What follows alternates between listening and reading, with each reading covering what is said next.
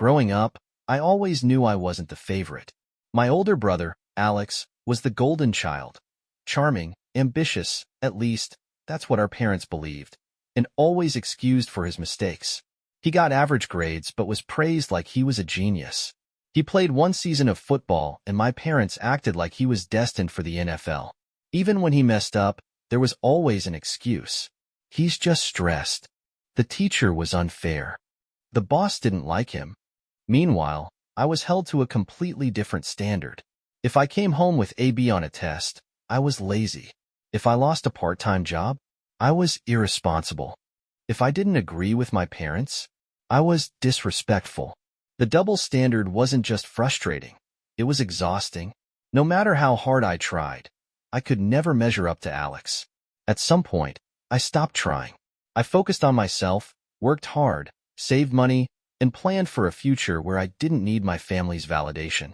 Alex, on the other hand, he took his golden child status and ran with it. He never held a job for long. He got into debt, but my parents always bailed him out. And every time he hit rock bottom, they picked him up, never letting him feel the consequences of his actions. I should have seen it coming.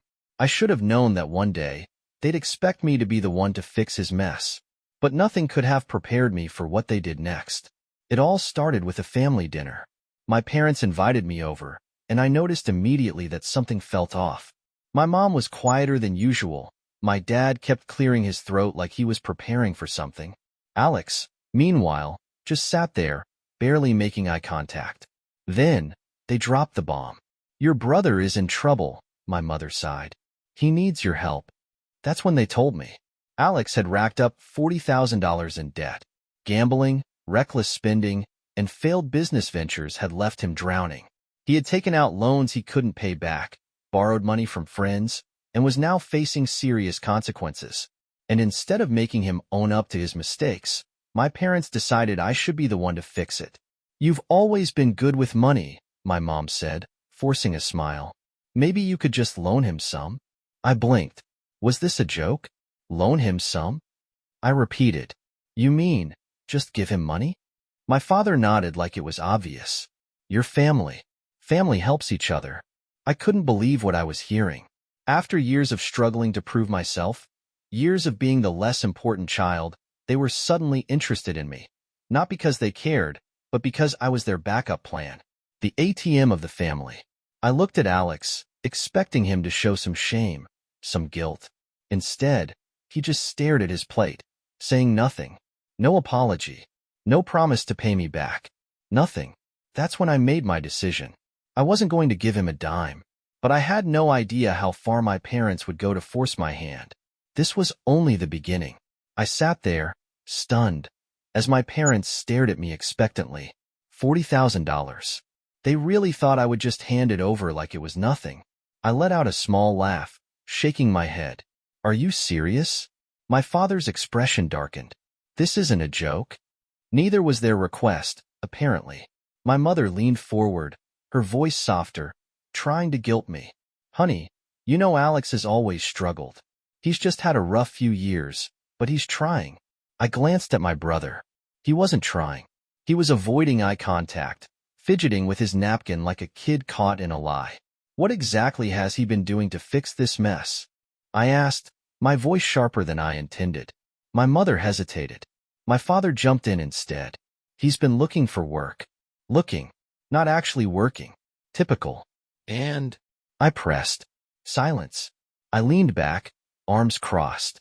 "So let me get this straight. He racks up debt, knowing full well he can't pay it back. He keeps making stupid decisions. And instead of holding him accountable, you come to me?" "You're his sibling," my mother insisted. "Family supports each other." "Funny," I shot back, "because I don't remember you ever supporting me when I was struggling." My dad's jaw tightened. "Don't be selfish." I scoffed. "Selfish?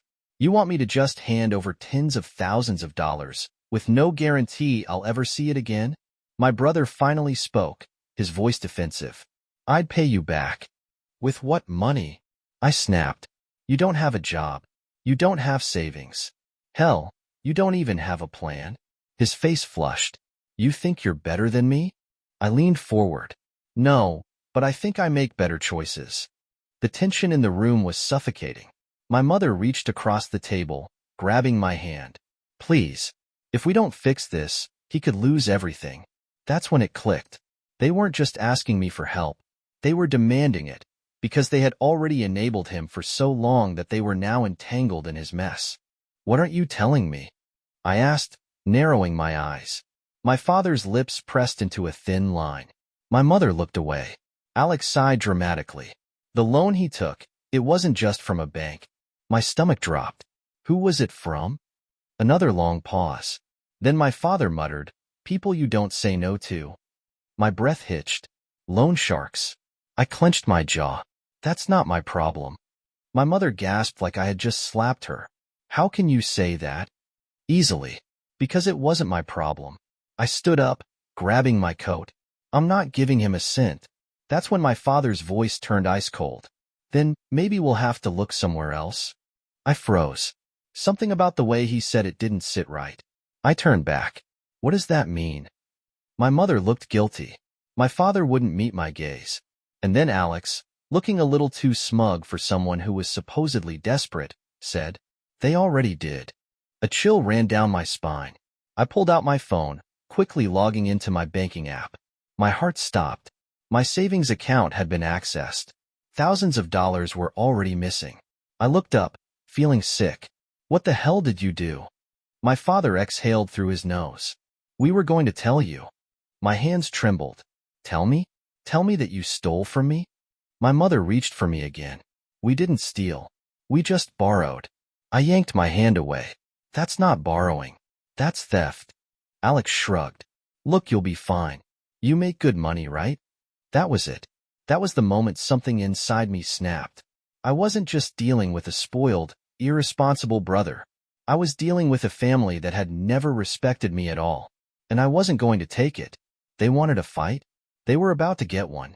I stood there, gripping my phone, staring at the screen in disbelief. Thousands of dollars gone.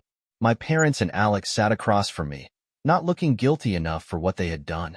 I took a deep breath, my voice dangerously calm. You stole from me. My father sighed. We borrowed. I let out a humorless laugh. Borrowed? With what plan to pay it back? What job does Alex have? What savings do you have? Silence. That's what I thought. I locked eyes with my mother, hoping for even a hint of remorse. Mom, how could you let this happen? She looked away. You have so much. We thought. I cut her off. You thought I wouldn't notice? Alex, ever the smug golden child, leaned back in his chair. Look, it's not a big deal. You'll make it back in no time. That was it. That was the moment I saw the truth. Alex wasn't desperate. He wasn't scared. He wasn't even grateful. He felt entitled to my money. My own brother. I clenched my fists. How much did you take?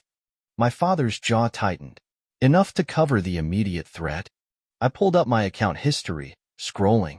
The more I looked, the worse it got. It wasn't just a one-time transfer. They had been taking from me for months. I slammed my phone on the table. You've been stealing from me for how long? My mother flinched. My father muttered, it wasn't supposed to be permanent. Alex shrugged. We needed it more than you. That was when my rage boiled over. I grabbed my phone, opened my banking app, and started freezing every account in my name. I changed every password, every security question. I called my bank right in front of them, my voice stone cold. Hi, I need to report unauthorized transactions and fraudulent access to my account. My father's face paled. You don't have to do this. I kept talking. I didn't stop. Freeze all outgoing transfers. I also need to know exactly when and where the money was moved. Alex sat up straight, suddenly nervous. You're seriously overreacting.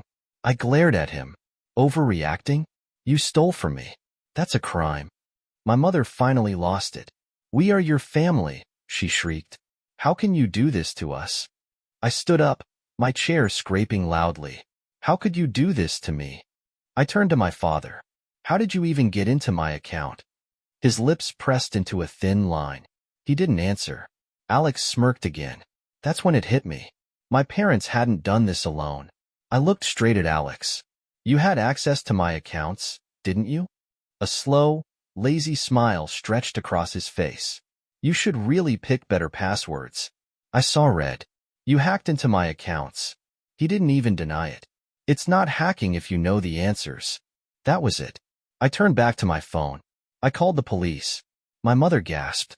My father shot up from his chair. You can't be serious. Alex laughed, but there was a nervous edge to it now. You're not actually calling the cops, are you? I didn't answer. The phone rang twice before a voice answered. Hello.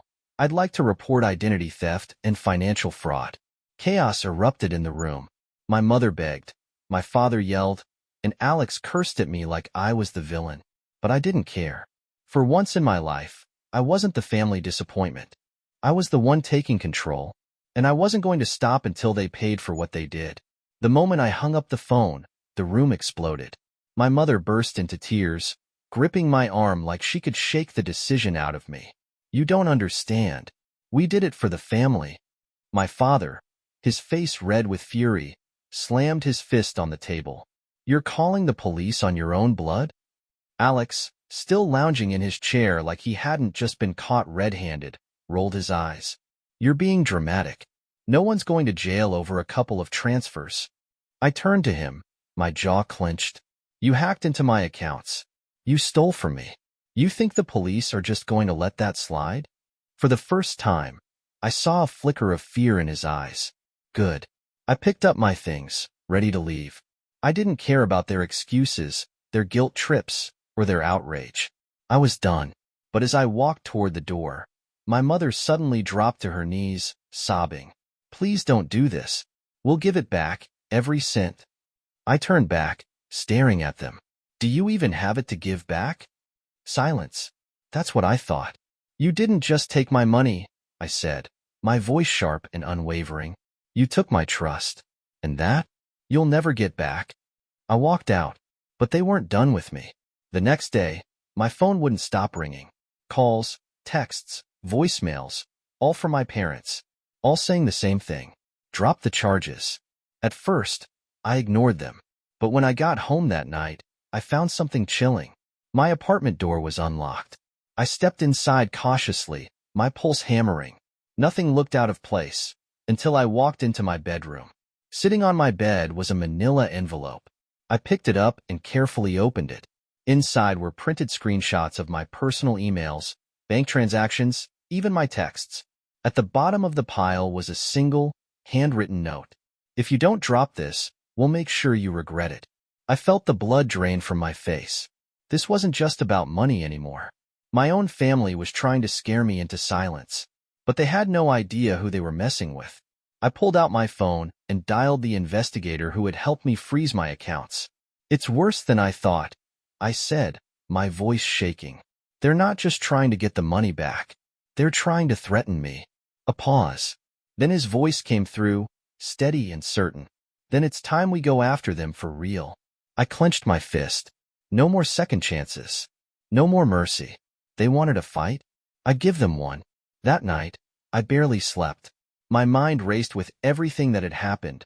The betrayal, the lies, and now the threat left in my apartment. I had spent my entire life being the reasonable one, the forgiving one, the one who let things go because family is family. But that was over. At sunrise, I called the private investigator. I need to know exactly what my parents and Alex have been up to, I said. Dig into everything. His response was quick. I'm already on it. Hours later, I got the first bombshell. Alex didn't just steal from me. He was drowning in debt to some very dangerous people. Apparently, my brother wasn't just bad with money. He was deep in gambling debt, owing over $40,000 to loan sharks who weren't exactly the type to send polite reminders. And guess what? My parents knew the whole time. That's why they tried so hard to guilt-trip me. That's why they wanted my money. Not to help Alex, but to save their own skin. See, Alex had used our family's house as collateral for some of his loans. If he didn't pay up, my parents could lose everything. And instead of holding him accountable, they decided to sacrifice me instead. I stared at the report in disbelief. They would rather throw me under the bus than let Alex face the consequences of his own actions. I took a deep breath, steadying my rage. Fine. If they wanted a war, I'd give them one. I called my bank and escalated my fraud report. Since I had proof of unauthorized access, the bank immediately froze all activity on my hacked accounts. Then, I went a step further. I reported the fraud to the authorities. Identity theft, financial fraud, hacking. It was all on the table now. That same day, I got another text from my parents. Mom, please, just let this go. We're family. Dad, you don't understand what's at stake. Alex, if you go through with this, you'll regret it. I smirked at my screen. Too late. The next morning, I woke up to chaos. Alex had been arrested. Turns out, when you steal thousands of dollars and hack into someone's bank accounts, law enforcement takes it seriously. My parents? They were livid. They called me, screaming about how I had ruined Alex's life. I let them rant for a while before finally cutting in. You ruined your own lives, I said coldly. You chose to protect a criminal instead of holding him accountable. You chose to steal from me instead of fixing your own mistakes. You made this bed. Now lie in it. And with that, I blocked their numbers. A few weeks passed, and for the first time in a long time, I felt free. Alex was facing legal consequences.